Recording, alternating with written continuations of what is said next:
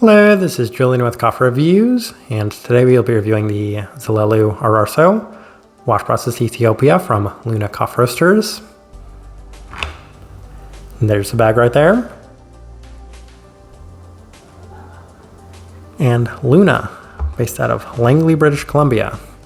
And they're a coffee roaster that's appeared on this channel on multiple occasions, including a couple of recent reviews featuring one of their Kenyan and one of their Guatemalan coffees. And in those reviews, I had mentioned that we had actually reached out to the owners of Luna, asking for some suggestions.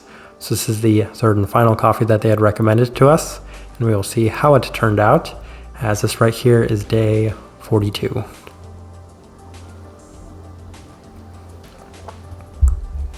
And recipe we went with for this coffee was once again Luna's recipe, which is a 17:1 water to coffee ratio, brewed at 99 degrees Celsius, about 210 degrees Fahrenheit.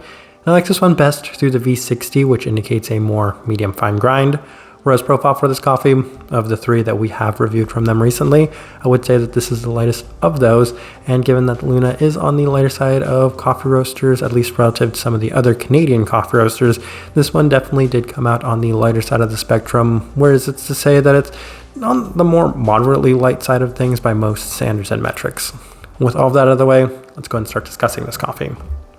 Day 14, first impression. And we did opt for the V60 as there was a nice bit of vibrancy and intensity to the cup for a wash processed Ethiopian coffee, as the listed melon felt immediately noticeable as there was an abundance of fresh fruit aspects right at the forefront of the cup. There was also plenty of the listed lingering coconut in the finish, and coconut is something that I do oftentimes pull out from coffees, especially when they do happen to have a stone fruit-like quality to them as well. So that being pretty pronounced and defined on that first impression was very much in line with the notes that they had listed on this one. So a pretty positive first impression. We continue on to day 17 as we opted for the Chemex, and it was immediately less intense than the previous day, with a heavier focus on the earthy and herbal aspects of this cup, with a fair bit of the savory tea components, and definitely a lot less impressive on this second impression, given that it was skewing a little bit away from those fruit characteristics, so not necessarily quite as good. And on day 20, we opted for the April Brewer, as it continues to focus heavily on the earthy and herbal aspects of the cup, with a slight bit more of a cleaner fruit aspect toned down and much more subtle within the background of the cup itself. A slight bit more of a citric component with a less even and not quite as good cup overall, so didn't necessarily enjoy it as much as this brew method either. Continue on to day 23 as we opted for the V60 with Luna's recipe, and once again, not quite as intense as that first impression, as it was offering a return to a more fruit-forward based cup with a softer melon-like attributes to it. But even then, the complementary citrus was something that didn't necessarily yield as positive of a result as that first impression, while the earthiness and tea aspects are also a little bit more present in the cool down. So at this time, it felt a little bit more like a matcha with that earthy tone to the cup. Given that they do have something along those lines listed on this coffee, makes a lot of sense. We continue on to day 26 as we opted for the Chemex with Luna's recipe. And this one was significantly better, as it was offering better definition to the fruit-forward aspects of this one. Listed melon felt the most pronounced it had been up to this point, with a little bit more of the herbal and earthy aspects in a much more subtle sense. Better sweetness and clarity overall, as it was resulting in a much better cup. So I said, okay, maybe the Chemex is going to be the better one for this one too, but not necessarily, as on day 29. We went with the V60 with Luna's recipe one more time, and there was notable improvement.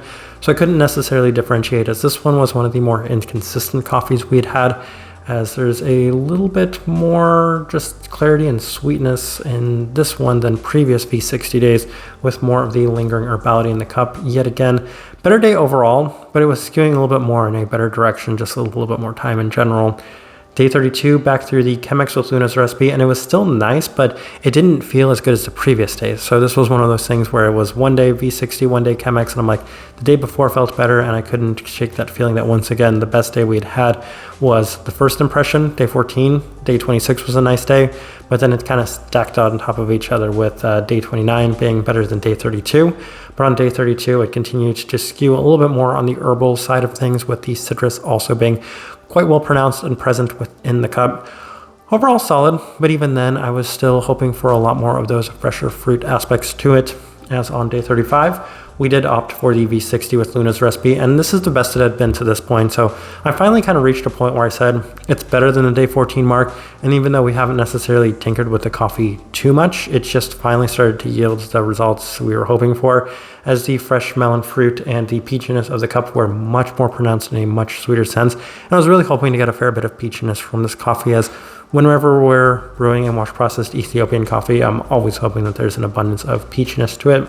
Clean, delicate, floral, with an abundance of the classic washed Ethiopian characteristics and a complementary herbality to it. So this one was definitely the best today, as it was much more in line with my expectations for a Luna washed Ethiopian coffee. All right, let's go ahead and put up the tasting wheel so you can see what we're getting. And we have quite a few level 4s. So let's go through those real quick, and we'll start with the cleanliness level 4. Unsurprisingly, of the 3 coffees that we've recently discussed from Luna, this one is going to be the cleanest, and I don't necessarily have too much to add to that. It's a true level 4, but nothing higher than that, nothing lower than that. It just offers pretty nice clarity at its best, given that it has a very nice melon fruit aspect to it and a peachy aspect to it. Those two things just have great definition to them, but even then it's not moving anywhere from that level 4. Finish, level 4. Given that this one had a little bit more of that herbal and even at times slightly earthy finish to it.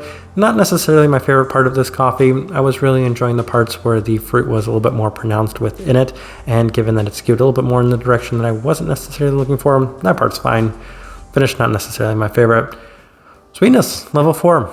Yes, and I do have to say that of the 3 coffees that we've discussed from Luna, this one was probably the sweetest for me, especially in terms of a fruit sense, as the other one skewed a little bit more on the candied sense. But oftentimes, if you're going to ask me to pick one out, I'm going to say if it's a specific type of fruit, specifically that peachiness, then I am hoping for that to be in a much more sweeter pronounced sense. So sweetness, level 4, a little bit more of a true level 4 on this one for me, so I liked that part of this coffee. Plurality, level 4.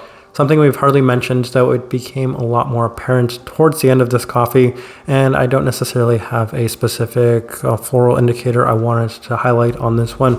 Once again, a little bit more of a kind of generic Ethiopian florality to it, so level 4 seems like a pretty nice fit for me. Continue on to the berry fruit, level 4.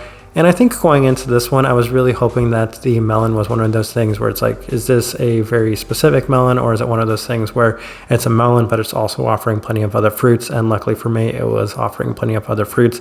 As yes, I think it's the green melon. I can never remember if that's cantaloupe or honeydew.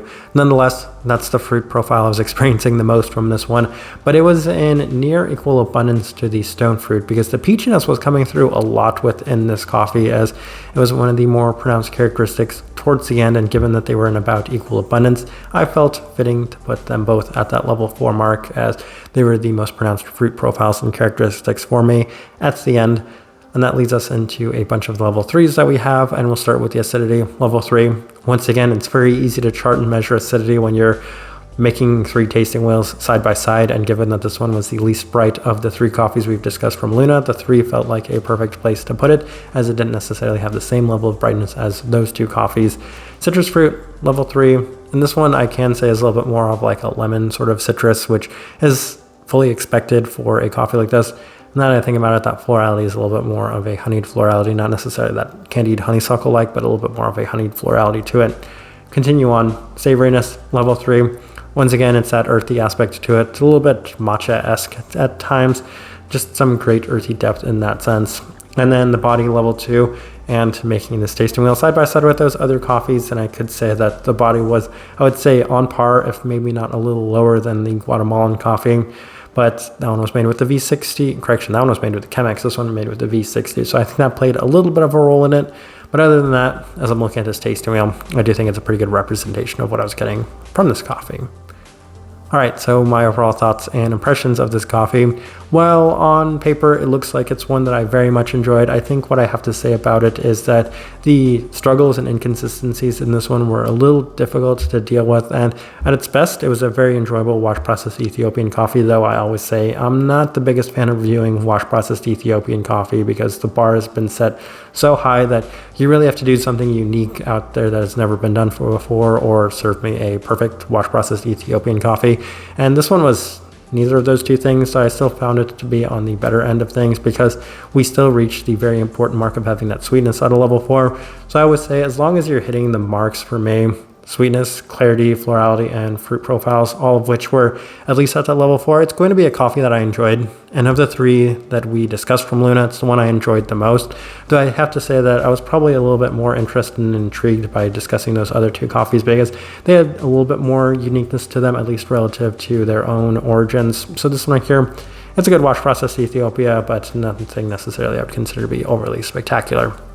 Type of person I would suggest this coffee to, I want to focus on the fruit components to it because that melon aspect and the peachy aspect, if you're able to get those and pull those out from the coffee, that's going to be the best part for me, and it's the best direction I can start pointing somebody towards for this one, but it's still offering an abundance of those classic washed Ethiopian characteristics with a higher level of sweetness. So all of those things sound really good on paper with a slightly lighter profiled coffee to begin with. It's the best direction I can point somebody towards for this one and the best way I can leave this review. If you by chance had an opportunity to try this coffee, I'd love to know your thoughts and impressions of it as well. If you're enjoying the content, give this video a like, subscribe if not already subscribed. But this right here has been a review of the Zelelu Ararso wash processed Ethiopia from Luna Coffee Roasters. Thank you for watching.